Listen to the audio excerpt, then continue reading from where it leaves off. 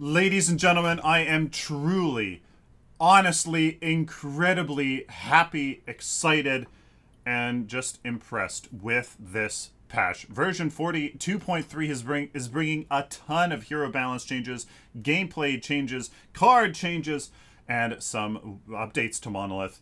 I am very, very happy with it. It's a big patch. These are big patch notes. Might be a bit longer of a video. I hope that is okay. Hello, ladies and gentlemen. Welcome to a patch note review video. I am Sylphin. We're just gonna jump right into it because I'm very excited for it. I know I may not seem like it, but really, it puts my heart at ease, my mind at ease, and I hope it does with you as well. Of course, Drongo's coming out. Fantastic overview video that you can see happening right behind us here. But guys, honestly, it's everything else that has me very, very, very hopeful for the future of Paragon. We're making some changes to a few heroes that are overperforming. They're toning down the effectiveness of Wukong, Iggy, Scorch, Kalari, and Kwong. However, they're also improving Gideon, Wraith, and Zinx. Wraith, he would have been a fantastic counter to Kalari, to Kwong, to Wukong. He was to back it up, but he just couldn't perform regardless. Zinx, very much excited to see her come back as well. They're toning down Godmother Vigilant, Flame of Zetchin, and Shadow Dancer, and there's other cards that are getting buffed as well, as you'll see down below. There's also mastery changes, card acquisition, and UI changes, but kind of onboarding, and some good the UI changes as well, and some Monolith changes that are really exciting. So, of course, Drongo, but here is the hero balance. Wukong is getting a pretty significant nerf. Essentially, base health is reduced, health per level, base health regen, his basic defense, his per level basic defense, basic attack speed is all nerfed by 10 to 25% across the board. So this, I mean, it makes sense. He shouldn't be able to be as tanky as he is. He shouldn't have the sustain that he has with the fact that he has such a good escape. And the damage was just, it was pretty crazy. Fed into lifesteal, fed into shields just too well. And they took that down. Basic attack damage per level reduced significantly here. That's more than 10, that's 20% basically, 15%, and his attack speed reduced significantly here. That's going to be a big one, 2.25 to 1.8. That is really, really good. Cloudwalker, the cooldown significantly increased in the late game from 9 to 11 seconds. In the early game, add 2 seconds onto that as well. So he shouldn't be able to escape as easily. Controlled aggression was probably the main issue with him. You couldn't shut him down from his escape, and even if you did, he could farm back up too easily.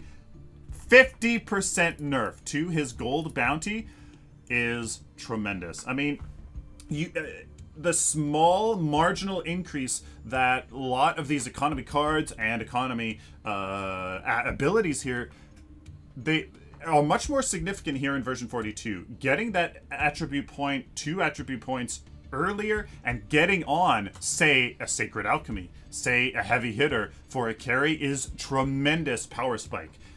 With Wukong, that's going to be a little bit more in line. Now he's not going to be an insane power spike. Now it's just going to be a good power spike, a little bit ahead of everybody else. Fantastic to see that.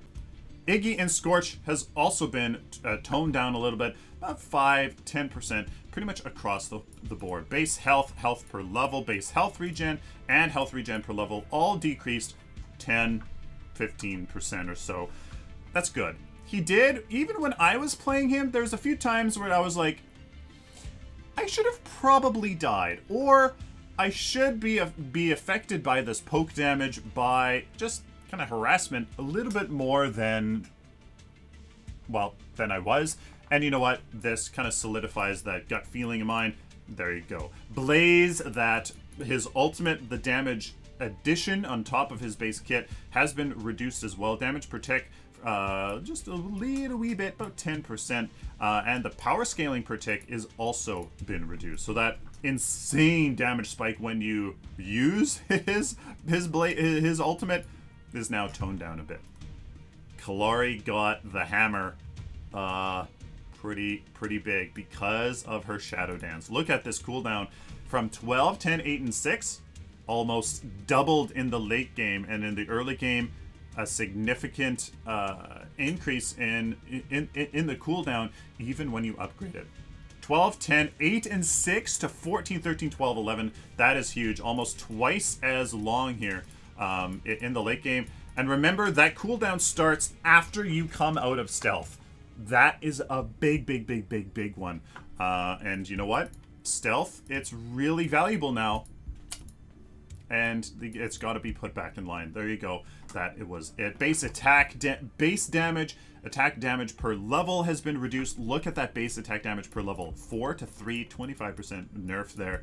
And a little bit less than 10% of the basic base damage. That 3 damage in the early game is significant. Remember, when the jungle assassin only gives you a few points, guys, that is huge. So the jungle for Kalari going to suffer here in the early game, especially when she levels. As now she's going to, after one hero level, be at the same spot as she was at level 1 before. So that it's going to add up for sure. Attack speed's reduced. She gets an insane amount of attack speed. Basic defense nerfed by 25% per level, reduced by 15%. So Shadow Walk has also been increased in mana cost. She just had too sustained of a presence, and that presence was too meaningful.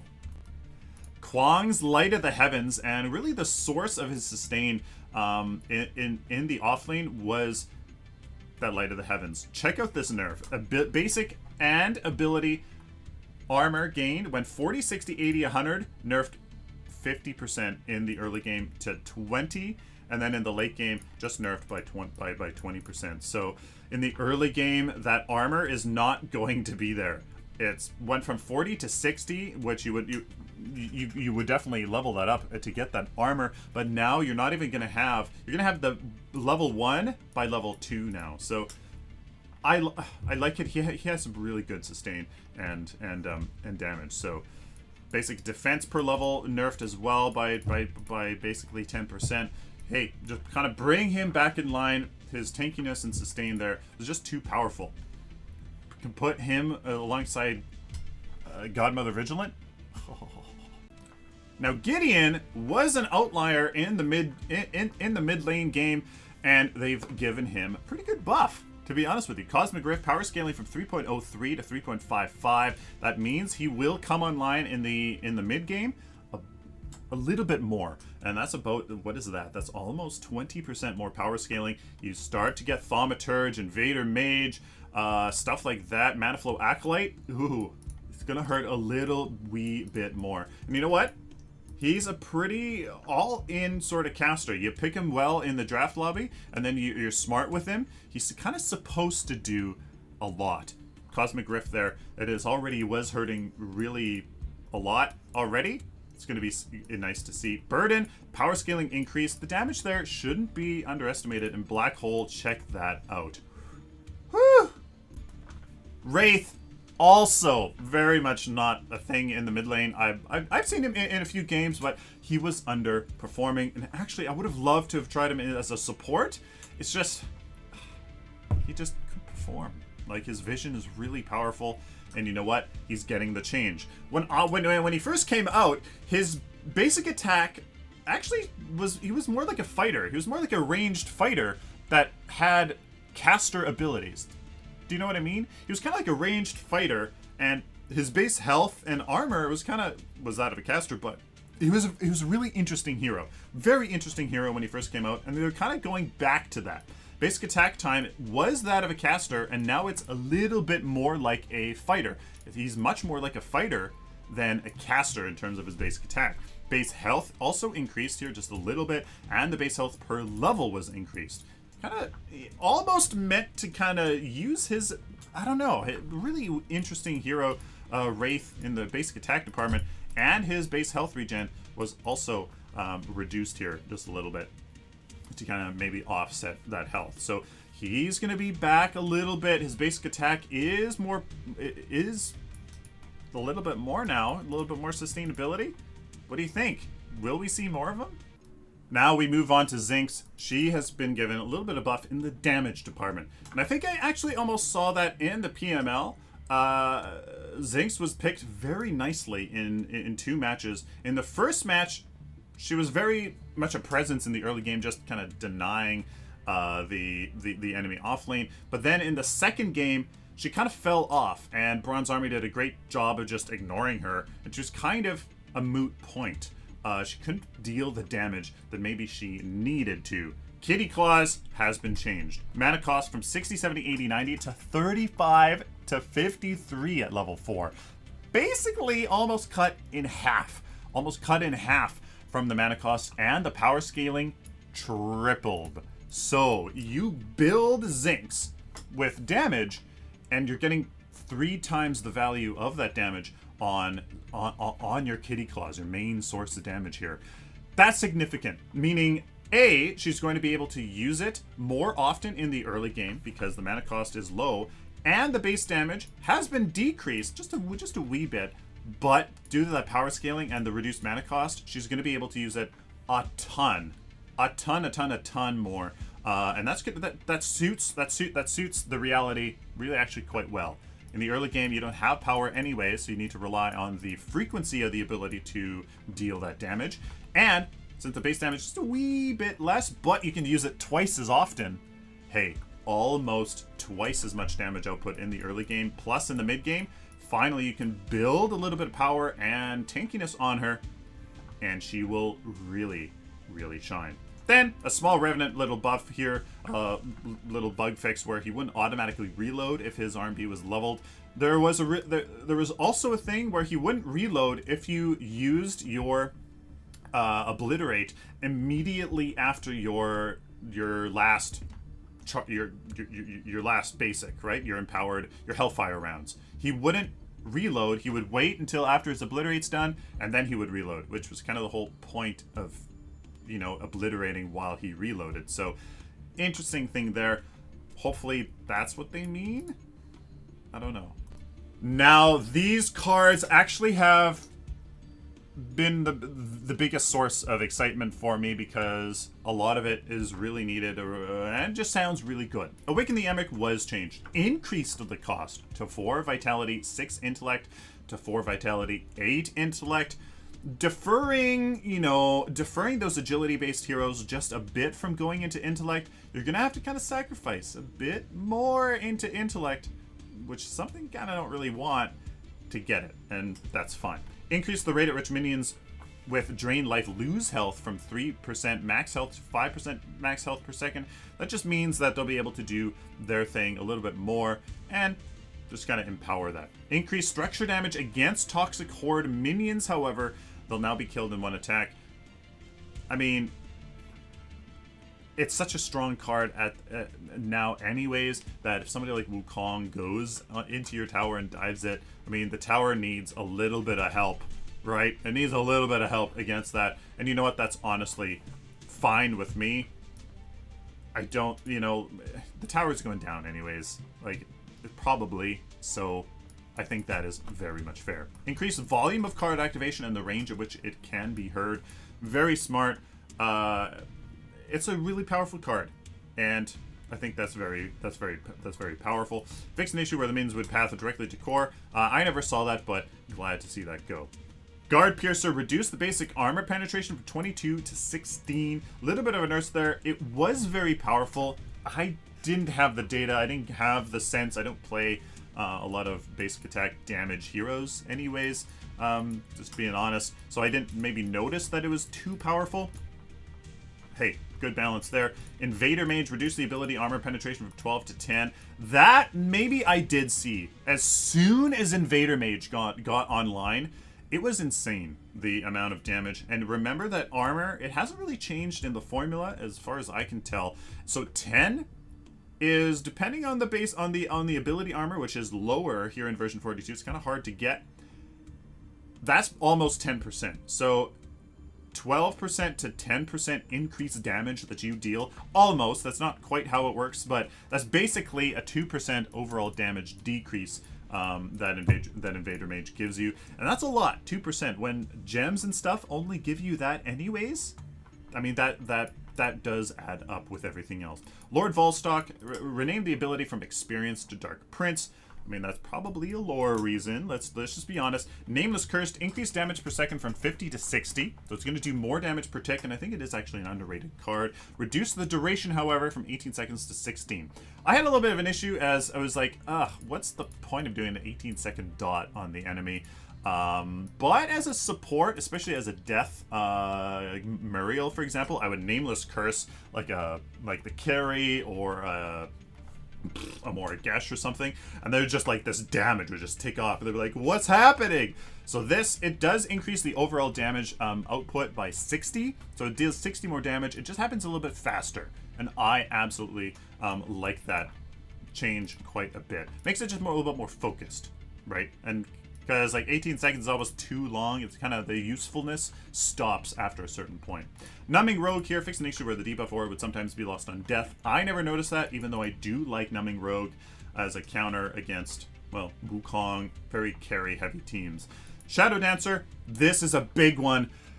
Let me know what you guys think down in the comments. Increased cost from 3 Vitality, 6 Intellect to 4 Vitality and 7 Intellect. Basically, a 9 to 11 total cost card.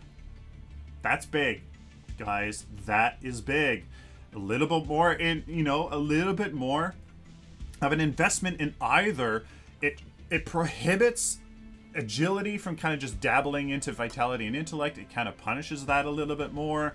It kind of disincentivizes casters from getting it a little bit more. They have to go a wee bit into vitality. It's not that bad of a thing anyways, but still, 9, 2, and 11 cost card, that's a 20% increase in the investment you need. And with the reduced duration from 15 to 10, that's it's significant. You're getting 30, you're getting a third less value from it for, what is that, 25% more cost. Increased power from 14 to 18. That's a little wee bit, as it'll maybe...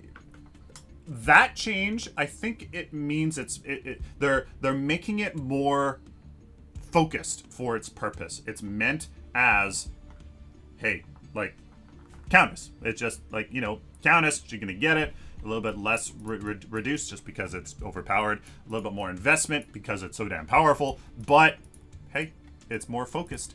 Let me know down in the comments, was that a big enough change to Shadow Dancer? Was it? Do you think you like it? I think this is good. Honestly, 15 seconds was almost 5 seconds too long. Like, I would use it and I would just keep being in stealth. And I was like, I think I should have been punished for using it too early, but I wasn't. And this, you're gonna have to be a little bit more smart. You're gonna have to be smarter with it. And I like that. Why not? Swamp Stalker here, it was really strong on a Wukong, a death Wukong with Swamp Stalker and something like Vampiric Blade. That it hurt. It was a very strong card. Reduced isolated basic damage bonus from 35 to 30. Basic damage, remember that damage is strong. Pure damage is strong. So that, what is that, 15% nerf there? Bringing it in line, really strong card. If you weren't using it, especially as a split pushing Wukong or just split pushing hero, you definitely should have been. And Vampiric Blade, we talked about it, adjusted cost from 9 agility, 4 vitality to 7 agility, 6 vitality. I kind of like that. What is the overall cost? 13 versus 13. It's the same cost, but it changes. The agility change doesn't change too much. You couldn't use Vampiric Blade with a 13, 8, and Vampiric anyways, and Vampiric Blade with a 13, 8, and 7. Actually, that is a big change, ladies and gentlemen.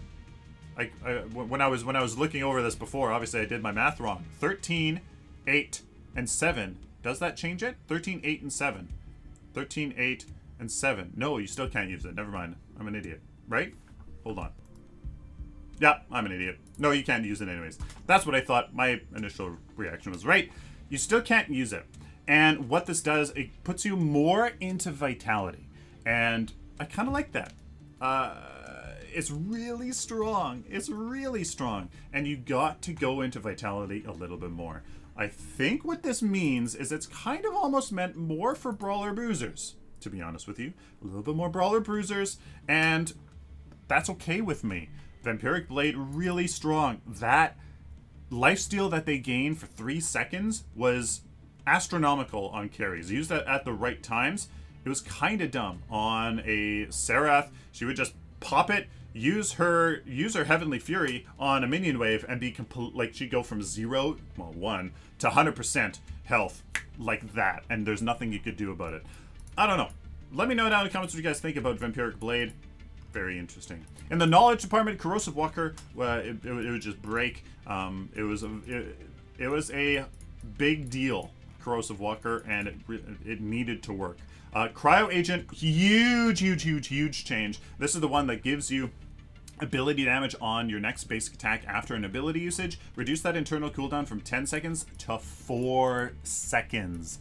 Cryo Agent, I thought, was an absolute 110%. If you don't use it, like, what are you doing? You're out of your mind on Crunch, on Shinbi, even on somebody like Countess, kind of. I thought it was a must, but the internal cooldown was, I learned, was way too long. It would go off once, and I'd be like, hey, where I'm using abilities, hello. I thought it was almost instantaneous. There was no internal cooldown, but it was freaking 10 seconds. 4 seconds, much better. As Shinbi, you can use that once at the beginning of an engagement, probably two or three times after that, and that's finally going to be good. So Cryo Agent, guys, Shinbi, Crunch, even Richter could use this quite well, as he used quite a lot of abilities all the time. That's really good. Echelon Soldier, a little bit of a change. Reduced fade time from 2 seconds to 1.5 seconds. I suppose I got a little bit of that feeling. You know, I would use it on my Narbash. Actually, was it Narbash or was it Steel? And I would stand there and wait for, you know, the enemy to come, or just like sit there to see a Kalari that was on the map or whatever. And yeah, maybe there was that half a second where I was like, come on, you know, come on, Stealth, come on. So, I mean, maybe my gut was right on this one, and there's a little bit of a change there. Generator. This is actually huge. Reduced cost from, and Generator and Rejuvenator. Big changes here. Reduced cost from 1,500 gold to 1,200 gold. Reduced mana regen per second from 100 to 75. What this does is, when you use it, it will give you now 75 mana regen until your mana bar is full. On a Narbash, on his Song of My People, on anybody that can frequently use mana a lot, hey, this gives them a cheaper way to have a greater chance of using more abilities and getting more value out of Generator. Don't underestimate Generator on a Narbash. With a fully leveled Song of My People in a team fight, he can just put it on, get Generator going, and there's free insane health regen for his entire team.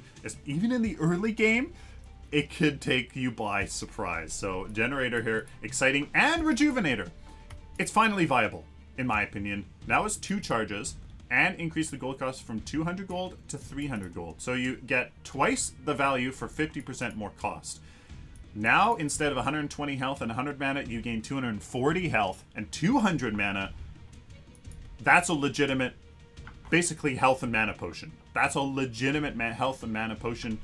Now, you can put it in your mid lane deck. You can put it in your off lane caster deck. You can use it as a support, and it's good. Get Rejuvenator, guys. It's finally viable. A few little things here.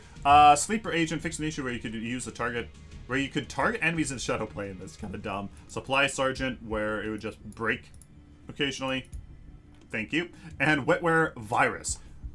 I think an undervalued tanky utility option for Vitality knowledge heroes. I like this on support Narbash, on support tanky support steel sort of thing. It's actually really quite good. Increased flat damage reduction from 30 to 50. You use this on a carry in the kind of the early game, especially in the mid game. They're just dealing 50 less damage, and because that's damage and not just like a percentage or whatever, and because of version 42, that is probably 50 to 30% straight up just reduced damage percent like reduced DPS that the enemy carry is doing. That's phenomenal, absolutely phenomenal.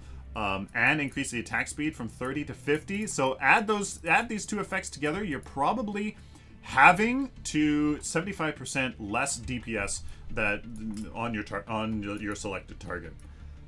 That's damn good as a support Narbash that can just, like, you know, hey, there's a march into a thunk to secure them in place with a wet wire virus. After that, there's no chance that a Serath, a Wukong, any carry, any damage dealer can do anything. Brilliant. I love it. Woo! There's a lot of changes, guys. I hope you're appreciating the depth I'm going into it. I'm trying to go fast, but I like talking about these and like discussing this. Brilliant Fortification. Increase the duration from 6 seconds to 7 seconds. That is your towers and core and stuff that get invulnerability, so increased it a little bit here. And reduced the cost from 1,000 gold 4 intellect to 1,000 gold 3 intellect. That is something I might actually consider getting as a support or an Naked Scorch or kind of any sort of those heroes. 3 intellect, hey, I might do that, to be honest with you. 4 intellect, ugh. 3 intellect, hey, I might do that. Domain of Stillness, just kind of, it would break, so they fixed that. Gates of Salvation, increase the heal from 225 to 275, reduce base cooldown from 45 to 35, and increase the elevated effect frequency, increase per attribute point from 2% to 4%.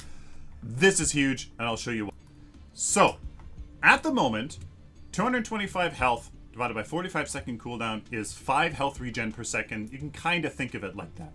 Now, if you had the elevated effect and you were getting, say, 20, say you had 20 attribute points, that would equal a 40% reduction in that cooldown. So 45 seconds times 0.4 is 18 seconds. So 228 divided by 18 seconds. Now you're at 12.5 health regen. Okay, so you've basically doubled in a half. 150% more value out of it from that elevated effect. But now look at this. 275 divided by that 35 seconds, you're getting 50% stronger. It's just base Gates of Salvation is 50% stronger. And the healing cards, they kind of suffered, to be honest with you. Really did quite suffer. So 7.857. Now, the elevate effect at 4%, if we had 20, those same 20 attribute points times 4% is 80% reduction in the frequency. So 35 seconds times that 80% is, oh, sorry, no, sorry, I did that wrong. 35 times 0.2 is 7 seconds. Every 7 seconds, you're healing for 275. What? 275 divided by every 8 seconds? 34? What? In 7 seconds, sorry. 275 divided by 7 seconds. 53 health regen per second, almost. You can think of it. It went from 12.5 to 50 freaking 3. Essentially, guys, what is that? 8.3 is what it currently is at the same 20 attribute points. 8.3 health regen per second if you average it out over its duration. And instead, it's 50, it was 51? 6 times that as effective here. Gates of Salvation, that is incredible. Like, 20 attribute points, I just want to see, yeah, 80% reduced cooldown on that, and it's 35 seconds. That just in every 7 seconds you're healing for 275. I just want to make sure I'm right. What? 39. There you go. 39 divided by divided by 8. Yeah, 5 times as effective. There you go. 5 times as effective I can math. Math on the spot, baby. Wow. I really want to try Gates of Salvation. I really, really do. My initial reaction to healing spells, or to healing cards and Muriel was, great! I can shield people from burst damage, and then then all the rest that we have to deal with is just, you know, kind of sustained damage. Well, sustained damage, I can just heal them if they get low from that sustained damage from a instant heal, and the Gates of Salvation can help with that over time. It just didn't work. It was just garbage. This, though, OMG, I am 100% trying Gates of Salvation elevated Muriel, hands down. Just like I'm trying that. The instant this comes out. Now, a big one here was Godmother Vigilant. It was ridiculously strong. Reduced base max health bonus from 15% to 10%. That's a third less effective. Reduced the max health from 565 to 240, and now grants 190 max mana. So the health there, because this fed into itself, like it fed into itself, guys, including the elevate bonus. I mean, it's insane. That is let's do some math here real quick. You're seeing some impromptu math right here, guys. 565 minus 240 is 325 health that you could have gotten, that turned into 373 plus any of the other elevate effects. So you got 400 health. You're just missing that now. You have 400 health. That's just gone. That is just gone. You just don't get that anymore, and that is huge. And I think that was something that, you know, just helped Godmother Vigilant be that strong, and that max mana is going to help. It's going to help incentivize supports for going it more, or just, you know, offlaners or just tanks that could use that mana as well. So that mana, I mean, on Crunch, on Chimera, if they want to build tanky, on Richter, that's going to really help. And I really like that change. Knight of Asher, though, has been increased. Increased basic damage from 25 to 30, and increased the elevate effect base damage per attribute point from 1.5 to 2.5. Oh my goodness. Is that a Hellfire engine? Well, let's see. So, you get let's see here, 2.5. Even if you have the 13, the 13 attribute points needed to equip it, that's 32.5 plus the 30 that it's going to be is 62.5. It's 62.5% as powerful as a Hellfire engine. Then, when you finally reach, let's say you're at 20 attribute points and you still only have Knight of Asher, that's 2.5 plus the 30. You're almost at a Hellfire engine with stats, and it doesn't get equipped when you die. Knight of Asher is looking like a absolute beast of a card here for damage dealers, for carries. If you're an order carry, you want to combine this with shields and stuff, which they're getting changed. Hey, baby, that's looking really good. So, wow, absolutely incredible. I mean, what if you just want Knight of Asher and just say, screw it, I just want Knight of Asher. You're 30 attribute points. Oh my goodness. Oh, this is a Hellfire engine. Oh, insane, man. Insane. Knight of Asher is looking really, really good. Malank's Grace here. Increase the percent max health shield granted here from 15% to 25%, and reduce the mana cost from 100 to 75. This was the card that would put a shield on you and your target ally for a percentage of your health, and that's simply been increased and the mana cost reduced. It was a bit tricky. You had to activate it and then target an enemy, a friendly hero, and then click, and it was, you know, hard to use, kind of, and it didn't really kind of do much. 25% of your max health, though, that is significant, and with only a 75 mana cost, that's looking like really, really good now. Malank's Grace with any other support cards, yeah, it's looking much better. Malank's Prayer, fix an issue which would cause card functionality to break. Obviously, that's very good. And Malank's Tribute. So, here you go. Reduce the maximum shield value from 20% max health to 15%. That's huge, guys. 15% of, you know, 1,500. It's quite a lot. That's 200 health. So that's 200 shield gone, and no longer grants attack speed, and now grants max health. So they're trying to make it more of a brawler bruiser sort of tanky option for you to get, and I like that. Carries, I don't think should be going for as much sustain as they are going for right now. Their role isn't that. Their role is damage, and that should be what they build, just to go with their purpose more. And I like that. Melning's Tribute, very good change. Absolutely going to be something you want on your brawler bruiser, that can just get in there and get dirty. Yomi Guardian here was an interesting card, and I wanted to use it. I just didn't think it did enough, and it was expensive. Reduce the cost, though. Hey, there you go. From 3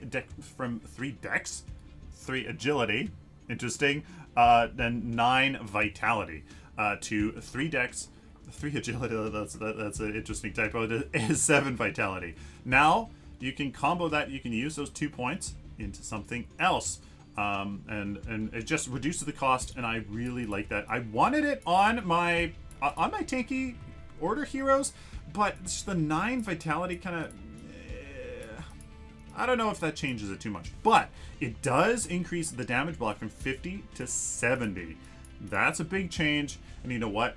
That is probably worth it. And remember, that's just pure damage. So damage is a big thing in verse 42. I've said that quite a few times here.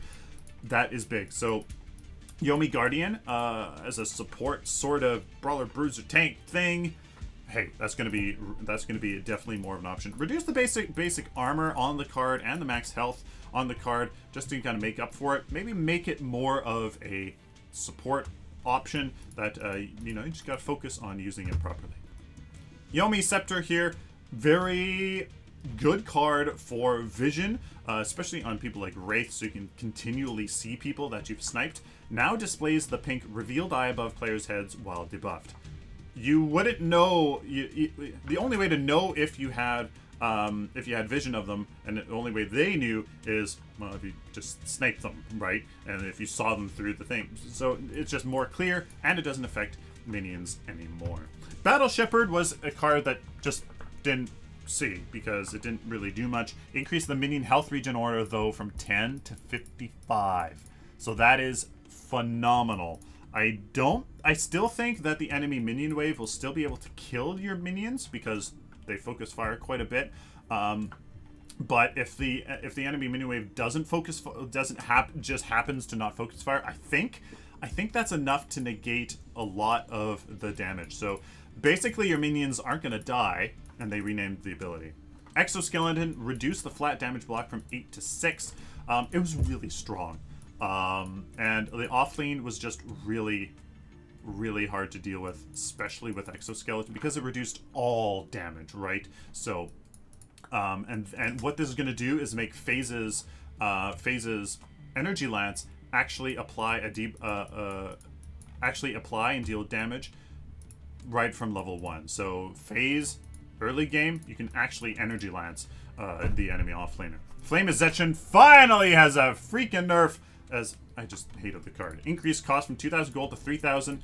Absolutely. Reduce the base damage from 500 to 400. Absolutely. Reduce the activation, reduced damage per activation from 150 to 100. So, I mean, that is huge. You have to do it, what, one more time out of every 3 to get the same thing, and increase the cooldown from 45 to 60 seconds, and increase the mana cost. So there you go. It's going to take more time to come online. Let's do some quick math. So if you use this 10 times, you're going to get 3,000 more damage on Flame of Zetchin. It's going to take 450 seconds to do that, and you would have used 250 mana. That basically is negligible almost. That's 3,000 damage. Now, what if you do it 10 times now?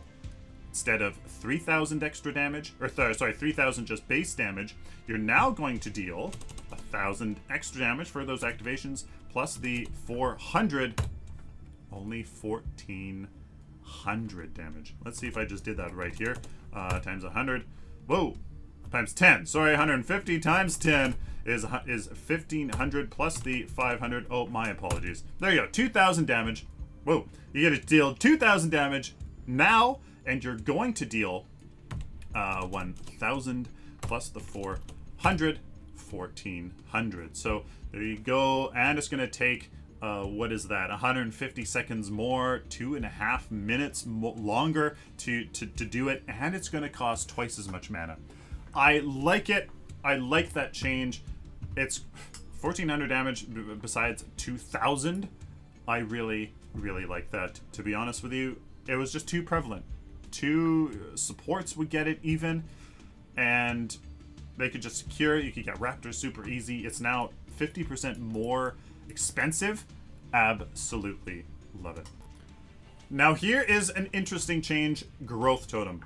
I use Growth Totem a lot. I like the ramping nature of it. I like that it's free at some point, and then I can use those attribute points on big cost cards, so I can get big cost cards in the mid-game, in the early mid-game, whereas people have to wait for them otherwise.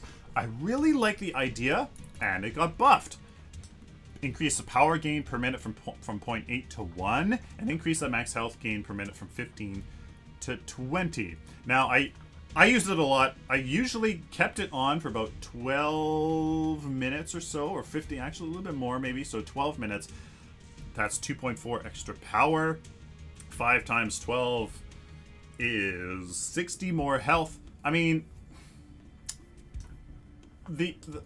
I think that the misconception about Growth Totem is that it doesn't do much, but remember, it's free.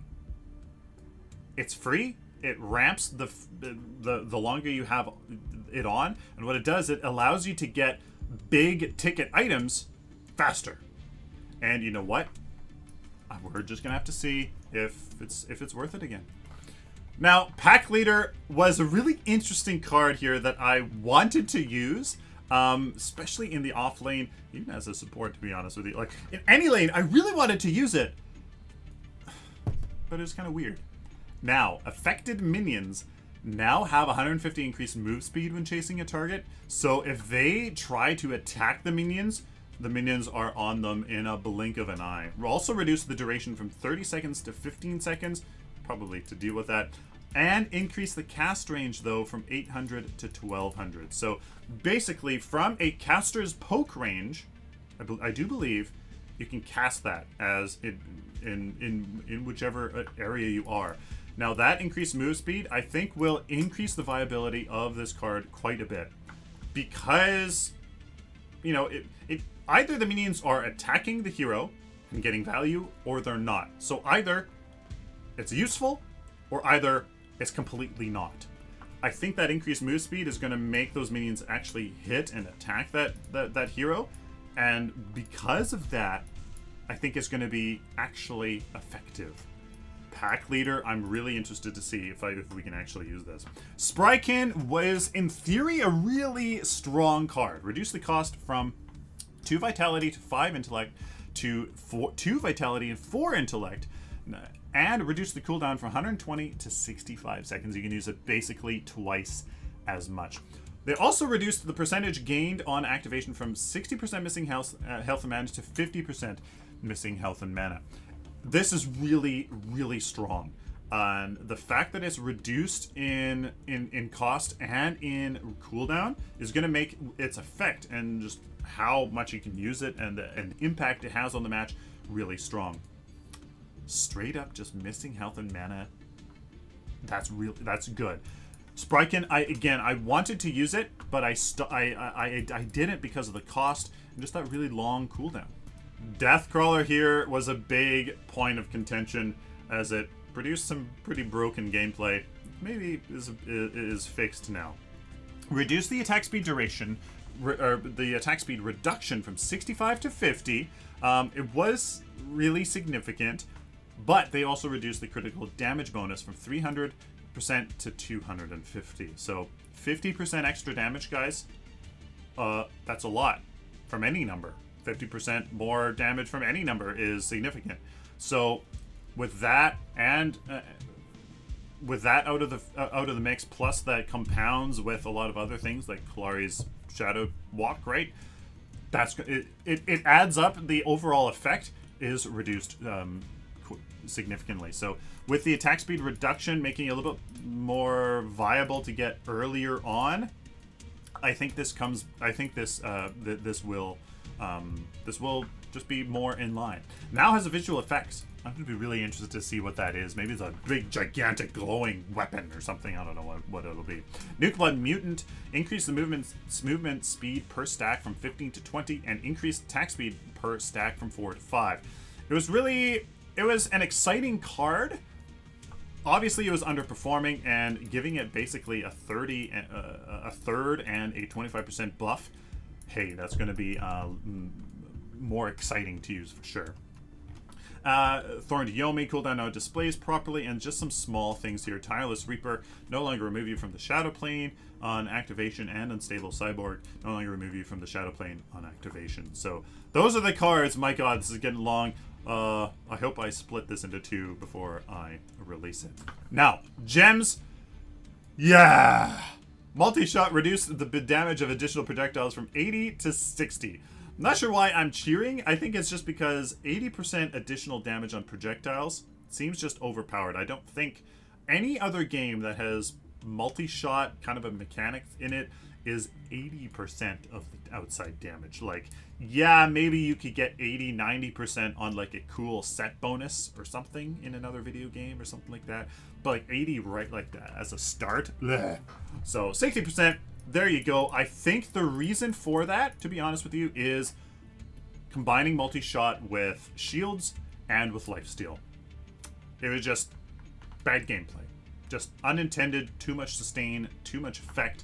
They wanted it just to be an increased damage and reliability, but it was just too much. And that I really like. Fixed a bug that made it impossible to lose the ability to equip or unequip cards after selecting other cards while unequipping. Finally! Because you have to exit out, you have to hit escape, and then shift, and then Control G and get back into it. I lost so much time over my matches here just doing that. Really exciting changes here to Monolith itself. Jungle bot refinements. Overall goal for refinements is keeping the jungler in the field more and increasing how often they help push lanes. I honestly would like the jungle to be interesting, and so that I can push lanes too. I think we can achieve both, but we'll see. Jungle bots will push lane after successful gank instead of retreating back to jungle. What? Alright, so what this just means is that the jungle bots, like your bots and the bots that you go in solo versus AI or co-op, will push lane after a successful gank instead of retreating back into the jungle. That's what you should do. You have numbers advantage and you have map security. That's what you should do. Raised gold recall requirements. I think that's just a weird way for them to make sure they don't recall all the time. So it's just how they go about that. I don't know. Mid game, the jungle bots will help push lanes. Remove the gold spent qualification from attacking green. So those are just internal stuff that we probably shouldn't know and don't know anyways. Remove the spending and enemy distance requirements from stealing gold camp. And jungle bots will no longer clear a 1 minion white camp mid game. So basically, they're just more effective, and I really like that. There's no reason why bots shouldn't be a very effective and, frankly, realistic testing scenario, and it helps onboarding and it helps everything. There's no reason, and I am genuinely really excited for the bots getting refined. And aim assist. Fixed an issue where the aim assist was happening on targets that weren't visible to the enemy. You could basically just aim at people in the shadow plane. Yeah, so there you go. Other very exciting changes, guys. Here is the UI and the game systems, the economy and progression updates. So they lowered the prices of mastery ranks 1 to 4 across all heroes. This was a big issue onboarding, and those first mastery ranks, yeah, I completely like this change and agreed with the proponents that were striving to have this changed. Rank 1, Through to rank 4, you just reduced reputation on coins. I agree. Those first few ranks are important, and it helps people stay in the game and get involved and stuff. I really agree with that. They added mastery tokens. These tokens can be claimed for a mastery rank for any hero in any rank, and they can be found in various reward systems. Essentially, if you open a chest, if you and maybe they even mean in crates, and maybe even after games and stuff, you can just get a mastery token, and you can use that to unlock a rank. That's freaking awesome. Love that change. They refunded all the ranks purchased between rank 1 and 4, recently and stuff like that, so that you get that value back. And they gave you a free mastery token for that. Added a mastery token to the week 1 September Mega Vault track, just so we can kind of do that. Increased the chance to get the reputation reward for a daily quest. Reputation is very much valuable, so I like that. Removed all card level restrictions from finding them in chests. Now, all cards can be found in any chest at any level.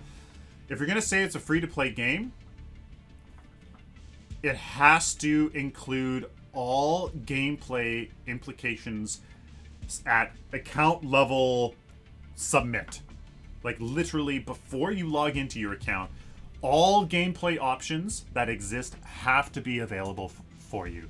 So this was a very key change, and I wasn't overly aware of it, to be honest with you, and I'm really glad they did that, because that goes against a lot of the whole point of Paragon at the moment, like the whole idea behind it. Increase the loot crate submission reward when all common items are owned to 500,000 reputation. So if you have all the common items, you know, and you open your loot crate, you get more reputation, and you can now purchase a Mega Vault key during the final week of the month. If you don't have it, right, you can just purchase it, and I like that, because there's kind of like, I can't, like, even I had trouble unlocking it, and I play a ton, so it's kind of like, now you can actually purchase it. The first week in the September monthly Mega Vault now is a mastery token, so that's nice to do that. And change the account level at which PvP is unlocked from 5 to 3. I remember the account levels are different. No, they're actually the same, so I like that. 5, when my wife started, 5 was, it really took her a while. It was kind of like, oh boy. So I really like that. We got some scoreboard updates, reorganized the layout for better readability and comparability, added team totals. Finally! Added well, not finally. I'm very excited. Thank you, Epic.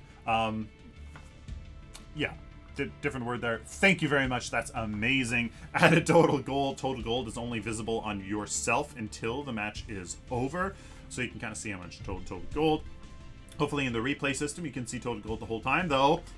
Local player now stands out better and is always on top. Time text is now accurate when the scoreboard shows at the end. Enemy heroes that were not visible at the end of match are now shown. That was kind of an annoying issue. Improved post-match scoreboard readability, and bot difficulty is now represented with text and not stars.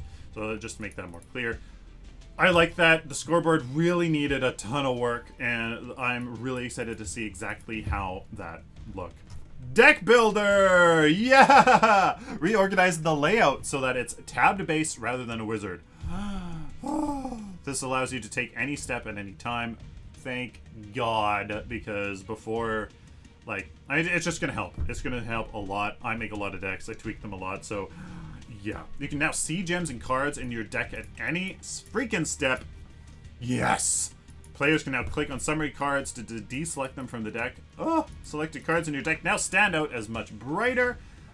It's really kind of hard to see. Gem selection UI generally updated for a cleaner flow. Cards are now smaller on PC. They're pretty gigantic. Scrolling is now faster.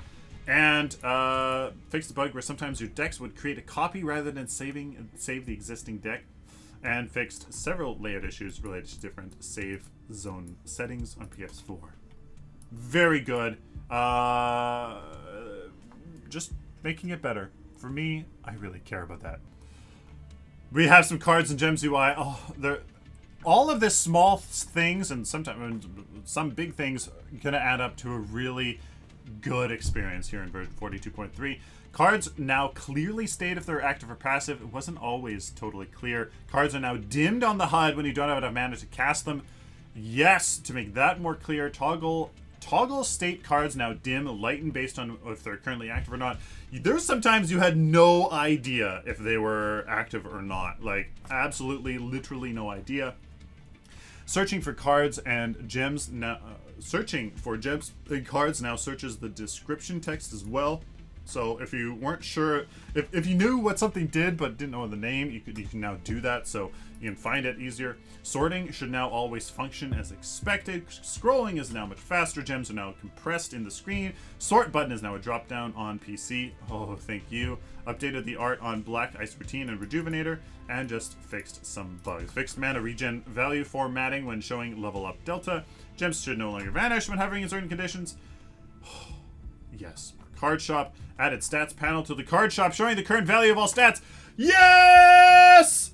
Woohoo! Finally, that is there. So I can finally see what you're getting, how much of which, and where you're at. Oh, displayed gold cost now correctly updates on cultivate cards. Oh my god, thank you so much. Thank you, Epic. Because you were like, how much is this? How many do I have? Quick math while I'm in base and somebody is like, you know, so like, finally. Thank you. Good. Love it, love it, love it. Added a special display for when you attempt to play a card that you cannot afford. Good. Gems no longer show duplicates after swapping decks or rejoining a match. Good. Points available and attributes will now be translated. Fixed a rare crash that would occur with attribute tooltips. Yeah. Fixed an issue where lifesteal was not showing correctly on major attribute points. And fix an issue where you could end up in an odd state while quickly selecting slots and cards. Yes, I think that's where you couldn't move. And that was big. Restored time played and total stars to the stats panel. Fixed a layout issue with Master 99. No, nobody hit it yet. Oh. Fixed a rare crash on the daily login screen. Fixed several instances of using controller hacking on a dialogue, and the screen behind it is all this stuff, guys. Monolith, all of the loot crates and stuff there. And we're done. Holy crap, this is definitely a two-parter. Wow! There's too much in here to really put into change. Like, there's gonna be a lot of deck tweaking. The meta, I hope, is different. I hope to hell it's different. It's the same heroes all the time, at least in the competitive scene. And you know what? I hope that things are different. It's looking so good. The UI, cards, heroes, balance. I hope, guys, I'm speechless. What do you guys think? Let me know down in the comments. I'm excited, and I hope to hell you are as well. Please like this video, these videos, but please share with the community, and please subscribe. If you guys like this content, find it useful, please subscribe so I can do it for you in the future. Please consider supporting me on a monthly basis. Help me do what I love. Going on to my Patreon account and subscribing. You can make a monthly pledge to help me do what I love. Please go and look at my Amazon affiliate links down in the video description, as you can help me out when you do your Amazon shopping. It doesn't cost you anything and just kind of helps me out. Until next time, like always, guys, stay optimistic and positive.